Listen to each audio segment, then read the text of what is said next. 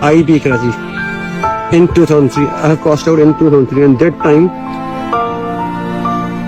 even clearing the test, epic test, was a big problem for there. اچھا It's so nice to see you. बिस्मिल्लाहिर्रहमानिर्रहीम। मैं हूं Malik Mohammad Ali, programme बात से बात मलिक मोहम्मद अली के साथ। आज हम बात करेंगे सिंध के एक बेरोजगार नौजवान अजहर मेमन की, जिन्होंने कराची यूनिवर्सिटी से आला तरीम हासिल की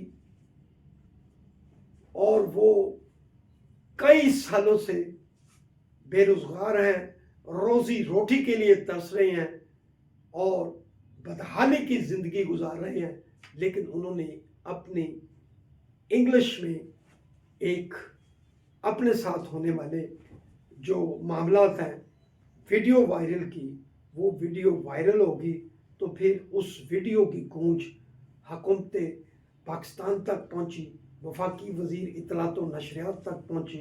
तो अब क्या, अब वफाकी वजीर इत्तलात व नशरियात है या उस नौजवान को जो पहले ही मरा हुआ है और बेरोजगारी के हाथों तंग है, क्या उसको कोई नया लॉलीपॉप दिया है या उसके जख्म पर मरहम रखने के लिए कोई उसे बेहतरीन पैकेज दिया है? आज के प्रोग्राम में इसी मौजू पर बात होगी। और प्यारे दोस्तों, जिन दोस्तों ने अभी तक हमारे चैनल को सब्सक्राइब नहीं किया, वो हमारे चैनल को सब्सक्राइब भी करें, लाइक भी करें और शेयर भी करें।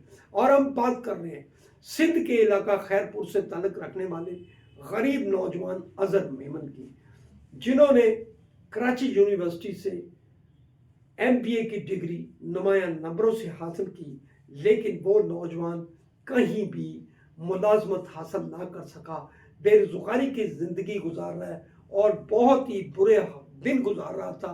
बल्कि उसकी हालत देखें, उन्होंने जो वीडियो वायरल की थी, ना उसके बाल बने हुए थे बल्कि उसकी शेव भी कई माह से बड़ी हुई थी और उसके तन पर जो कपड़े मौजूद थे वो भी इंतहाई पुराने और बसीदा थे।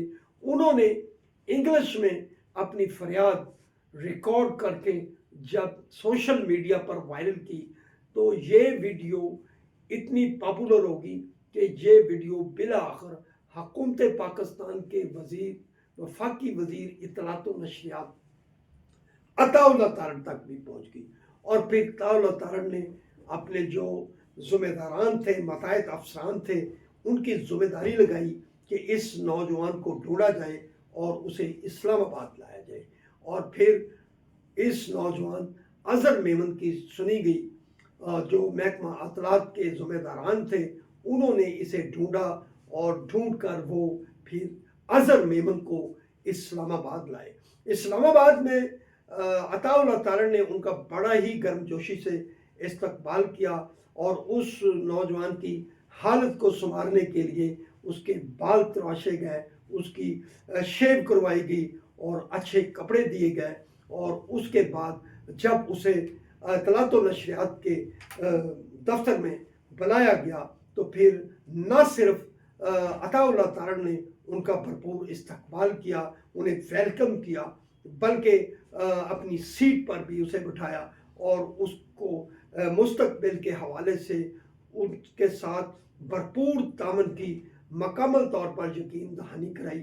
अब ये वक्त साबित करेगा क्या आया अताउल्लाह तारड़ ने नंबर बनाने के लिए उस नौजवान को इस्लामाबाद बनवाया या फिर वाकई वो उसकी दाद रसी करेंगे, उसके मुस्तकबिल को संवारने के लिए कोई कदम उठाएंगे। ये तो आने वाला वक्त बताएगा। लेकिन हम समझते हैं कि अजहर मेमन जैसे लाखों नौजवान ऐसे हैं जो सिंध में भी मौजूद हैं, जो पंजाब के अंदर भी मौजूद हैं, जो बलूचिस्तान के अंदर भी मौजूद हैं, जो KPK के अंदर भी मौजूद हैं, जो आज़ाद कश्मीर के अंदर भी मौजूद हैं और गिलगित बल्तिस्तान के अंदर भी मौजूद हैं।